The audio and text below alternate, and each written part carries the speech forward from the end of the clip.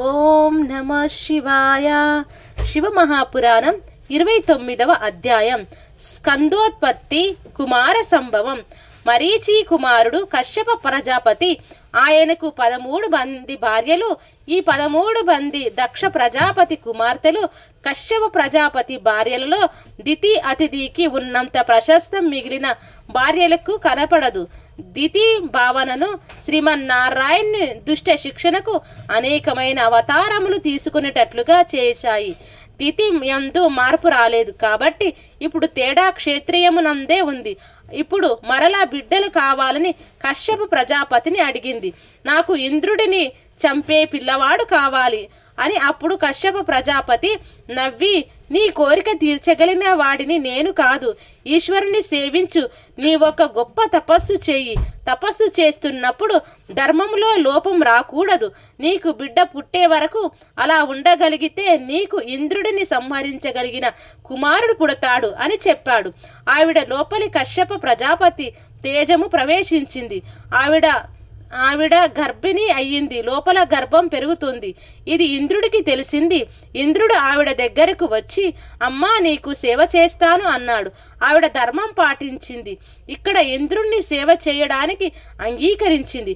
ఒకనాడు అడవి ఆవిడ మిట్ట మధ్యాహ్నం వేళ తల వీరబోసుకుని కూర్చొని ఉంది.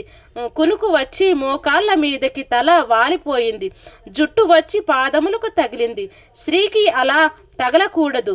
ధర్మశాస్త్రం ప్రకారం జుట్టు చివర ముడివేసి లేకుండా స్త్రీ తిరగరాదు.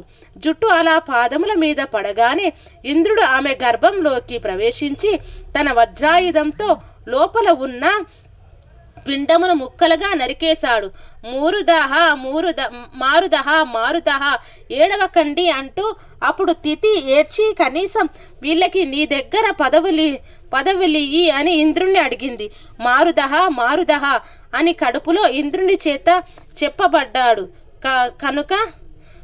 కనుక వాళ్ళు మరత్తులు అనే పదవులు పొంది స్వర్గలోకంలో వారి పదవులను అధిష్ఠించారు. ఇప్పుడు తిథికి మరలా భంగపాటు అయ్యింది. ఇలా కొన్నాళ్ళు అయిపోయింది. మరలా ఆవిడ తన భర్త అయిన కశ్యప ప్రజాపతి దగ్గరకు వెళ్ళి తన చిత్రమైన కోరిక కోరింది. నాకు దేవతలందరినీ గెలవగల కుమారుడు కావాలి అని అడిగింది. అప్పుడు ఆయన 10,000 సంవత్సరములు నియమముతో చతుర్ముఖ బ్రహ్మగారి గురించి తపస్సు చేయాలి. అప్పుడు నీవు కోరుకునే కొడుకు పుడతాడు అని చెప్పాడు. అటువంటి తపస్సు బ్రహ్మాండంగా ప్రారంభం చేసింది. కొన్ని వేల సంవత్సరములు తపస్సు చేసిన తర్వాత బ్రహ్మ అనుగ్రహమును పొందింది. గర్భం ధరించి ఒక పిల్లవాడిని కన్నది.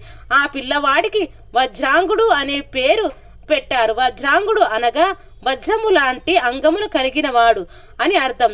వాడికి దేహమునందు బలం ఉంది, బుద్ధి యందు సంస్కారం ఏర్పడలేదు. ఇతడు బయలుదేరి దేవలోకమునికి వెళ్లి దేవతలతో యుద్ధం చేసి ఇంద్రుణ్ణి జయించి అతడిని పదవీచ్యుతుణ్ణి చేశాడు. అమరావతిని రాజధానిగా చేసుకున్నాడు. ఇంద్రుడు, వరుణుడు, దిక్పాలకులు మొదలైన దేవతలందరినీ బంధించి తన కారాగారంలో పడేశాడు. ఇప్పుడు బ్రహ్మ కశ్యప ప్రజాపతిని వెంట పెట్టుకుని అక్కడికి వచ్చాడు. వారు వస్తే వజ్రాంగుడు లేచి స్తోత్రం చేసి నమస్కారం చేశాడు. సముచితాసనం వేసి కూర్చోబెట్టి హర్షపాషాదులను ఇచ్చాడు.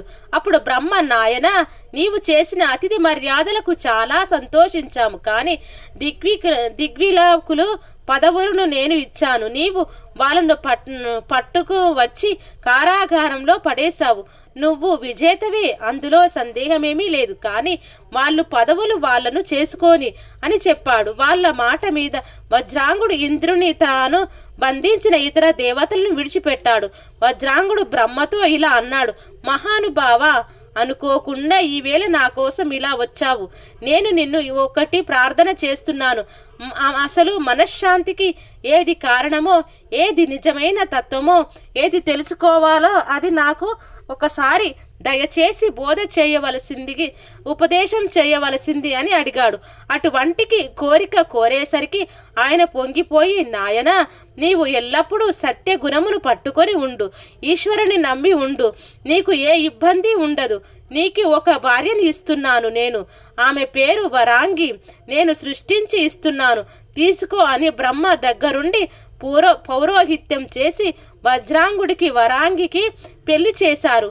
వజ్రాంగుడు తన భార్యతో కలిసి నిరంతరం ధర్మాచరణ చేస్తున్నాడు. ఒక రోజున వజ్రాంగుడు భార్యను పిలిచి, నీకు ఏమి కావాలనుకుంటున్నావు? నీవు ఏమి బెంగ పెట్టుకోకుండా నీ కోరిక ఏమిటో చెప్పు అని అడిగాడు. అప్పుడు వరాంగి, ముల్లోకాలను గెలవగలిగిన వాడు పాకశాసనుని కన్నుల వెంట నీళ్లు కార్పించగలిగిన వాడు నా కడుపున కొడుకుగా పుట్టేటట్లుగా నన్ను అనుగ్రహించు అన్నది. ఇప్పుడు వరాంగి వల్ల వజ్రాంగుడు మనశ్శాంతిని కోల్పోయాడు. పిమ్మట వజ్రాంగుడు బ్రహ్మ గురించి తపస్సు చేశాడు. బ్రహ్మగారు ప్రత్యక్షమయ్యాడు. వజ్రాంగుడు నమస్కారం చేసి, స్వామి, వరాంగి కోరిన కోరికను కొడుకుని ఆమెకు ఇప్పించండి అని అడిగాడు. వరాంగికి తాను కోరుకున్న కొడుకు పుట్టాడు. వాడు పుట్టగానే చాలా పెద్ద అల్లరి ప్రారంభం అయ్యింది. వజ్రాంగుడు కశ్యప ప్రజాపతిని తీసుకువచ్చి ఆ పిల్లవానికి తారకుడు అని పేరు పెట్టాడు. లోకం మాత్రం ఆ పిల్లవాడిని తారకాసురుడు అని పిలుస్తుంది. తారకుడు పెరిగి పెద్దవాడయ్యాడు. వీరిని చూసి తితి, వరాంగి మిక్కిలి సంతోషపడి పోతున్నారు. వీళ్ళ కోరిక సంపూర్ణంగా నెరవేరడం కోసం తారకుడితో బ్రహ్మ గురించి తపస్సు చేసి వరమును పొందమని ప్రోత్సహించారు. ఇప్పుడు తారకుడు కూడా తపస్సుకు బయలుదేరి తపస్సు ప్రారంభించాడు. ఒక్క కాలు మీద నిలబడి కళ్ళు తెరుచుకుని సూర్యుని చూస్తున్నాడు. అలా 100 ఏళ్లు తపస్సు చేశాడు. తర్వాత ఉగ్ర తపస్సు మొదలు పెట్టాడు. అందులోంచి ధూమం పుట్టింది. అది లోకాలను కాలుస్తుంది. అప్పుడు దేవతలందరూ బ్రహ్మ దగ్గరకు వెళ్ళి, వీని తపస్సు లోకం అంతటినీ కాల్చేస్తుంది. అప్పుడు దేవతలందరూ బ్రహ్మ దగ్గరకు వెళ్ళి, నీవు తపస్సు లోకములన్నింటినీ కాల్చేస్తుంది. మీరు వెళ్ళి వాడికి ఏమి కావాలో అడగండి మహాప్రభు అన్నాడు. అప్పుడు బ్రహ్మ వెళ్ళాడు. తారకుడి ఎదురుగా బ్రహ్మ ప్రత్యక్షమై, నాయనా, ఏమిటి నీ కోరిక అని అడిగాడు. బ్రహ్మకు తారకుడు ఒక నమస్కారం పెట్టి, దేవతలందరినీ 3 లోకాలను గెలవగల శక్తిని నాకు ఇయ్యవలసింది. పురారి అయిన పరమశివుడు మన్మధుని దహిస్తాడు. ఆయన కామారి, ఆయనకి కోరిక లేదు. అటువంటి పరమశివునికి కామం కలిగి వీర్యస్ఖలనం అవ్వాలి. అలా అయితే ఆ వీర్యంలోంచి కొడుకు పుడితే వాడి చేతిలో నేను చనిపోతాను. ఆ మేరకు వరం ఇవ్వవలసింది అని అడిగాడు. బ్రహ్మ సాంబ సదాశివుని తలుచుకుని తదాస్తు అని భారంగా హంసను ఎక్కి వెళ్ళిపోయాడు. తారకుడి 3 లోకాలను రాజ్యాభిషేకం చేసేశాడు. దేవతలందరినీ పిలిచి ఎవరెవరో ఏ పనులు చేయాలో నిర్ణయించి చెప్పేశాడు. ఇలా అందరినీ శాసించి చక్కగా సింహాసనం మీద కూర్చుని రాజ్య పరిపాలన చేస్తున్నాడు. ఇప్పుడు వాళ్ళందరూ శ్రీ మహావిష్ణువు దగ్గరికి వెళ్ళి, నీవు మమ్మల్ని రక్షించాలి అని చెప్పారు. ఈలోగా తారకుడు రానే వచ్చి నారాయణుడితో యుద్ధం మొదలు పెట్టాడు. శ్రీమన్నారాయణుడు సుదర్శన చక్రము ప్రయోగించారు.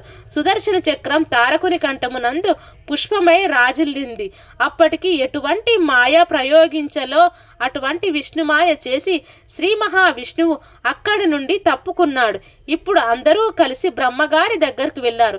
ఈశ్వరునికి కొడుకు పుట్టేటట్లుగా మేము ఎలా ధన్యులం అవుతామో మమ్మల్ని అనుగ్రహించండి అని వేడుకున్నారు. ఇప్పుడు లోకమంతా నిలబడాలంటే శివుడికి కొడుకు కలగాలి. కుమార సంభవం జరగాలంటే పరమశివుని తేజస్సును స్వీకరించడానికి జగదంబయే ఉండాలి. కామమే లేని పరమేశ్వరుని యందు మన్మధుడు కామప్రయోచోదనం చేయగలిగాడు. ఇంద్రుడు మన్మధుడిని పిలిచి శివుని వద్దకు పంపాడు. మన్మధుడు వెళ్లి బాణ ప్రయోగం చేసే ప్రయత్నంలో ఉండగా శంకరుడు 3వ కన్ను తెరిచాడు. ఆ కంటి మంటకు మన్మధుడు భస్మమైపోయాడు. ఇంద్రునితో సహా దేవతలందరూ వెళ్లిపోయారు. రతీదేవి ఒక్కరే భర్త పోయాడని ఏడ్చింది. ఏ మన్మధుడు చేతిలో చెరకు విల్లు పుష్ప బాణాలను పట్టుకుంటే శంకరుని దింపలేకపోయాడో దాన్ని అమ్మవారు స్వీకరించింది. అలా స్వీకరించినప్పుడు ఆవిడ శివకామ సుందరి అమ్మవారు వెళ్లి గొప్ప తపస్సు చేసింది. శంకరుడు బ్రహ్మచారి రూపంలో వచ్చి తన పెళ్లి తానే చెడగొట్టుకునే మాటలు చెప్పాడు. అప్పుడు అమ్మవారు, ధూర్త బ్రహ్మచారి, శివ వ్యతిరేకమైన మాటలు విన్నందుకు ప్రాయశ్చిత్తం చేసుకోవాలి. నీ ప్రాంతమును వదులుతావా వదలవా అని ఆదరించింది. అప్పుడు శంకరుడు నిజ రూపం చూపించాడు. తర్వాత అమ్మవారిని వివాహం చేసుకున్నాడు. పార్వతీ కళ్యాణం అయ్యింది. ఇప్పుడు పార్వతీ పరమేశ్వర్ ఇద్దరూను తల్లిదండ్రులుగా కనిపిస్తున్నారు. ఇట్లా శివ మహాపురాణం 29వ అధ్యాయం సంపూర్ణం. సర్వం శ్రీ ఉమామహేశ్వరార్పణమస్తు. ఓం శాంతి శాంతి శాంతి.